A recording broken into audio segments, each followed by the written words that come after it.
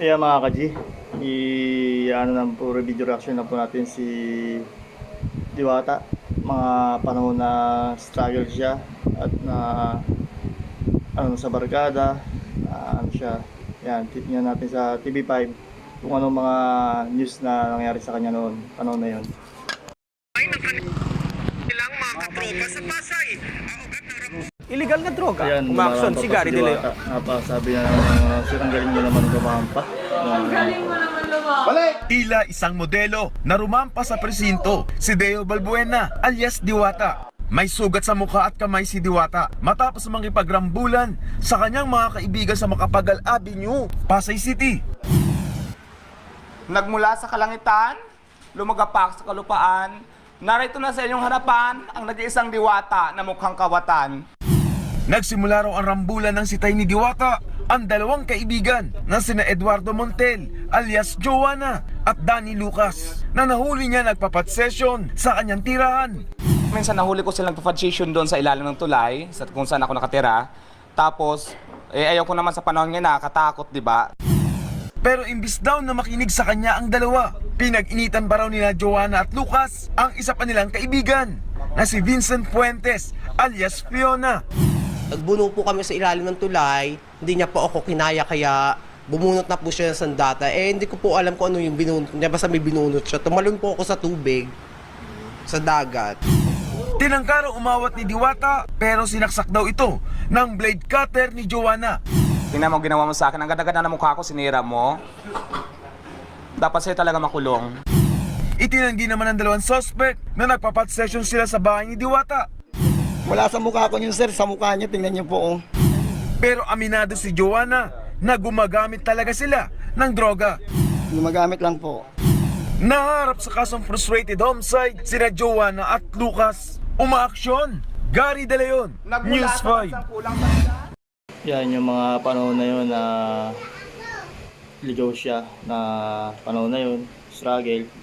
Pero tingnan po natin ngayon after 7 years kung anong mangyayari sa kanya, sipag at motivation ang ginawa niya para maging successful sa kanyang buhay. Ayan ang dapat nating tularan, na maging masipag at maging maprosigido sa lahat ng bagay para makamit ang ating minilithi. Yan po. Bilog na yan. Ano yan? Hindi yan bola. O, sinong makahula ng bilog na yan kung ano yan? Hindi yan bola.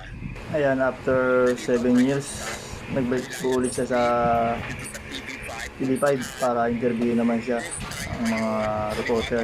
Ayan po, tingnan po natin ang magiging reaction ni Diwata. Mamaya live, Ayan po. alas 9 guys.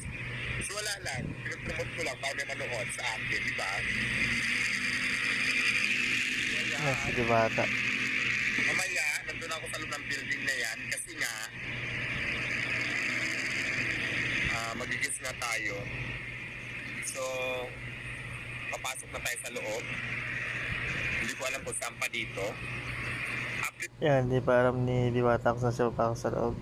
After 7 years, na-interview siya. Yan, yan po yan. Ngayon, taon 2024. Manood kayo ng TV5 live kay kita. Gets po ako. Ngayong araw, I think mga alas 9, papasok na ako. Pasok na si Diwata. Go Diwata. Medyo na-nervous ako. Hindi ko alam ang mga eksena. Kung may nakakilala sa akin. Tricycle, may nakakilala, di ba? So papasok na tayo, na tayo.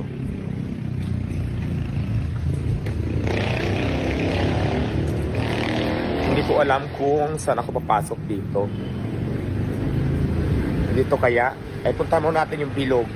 Kasi diba kanina nasa labas lang ako, ay nasa loob na ako. Dito sa bilog. Ano pala to?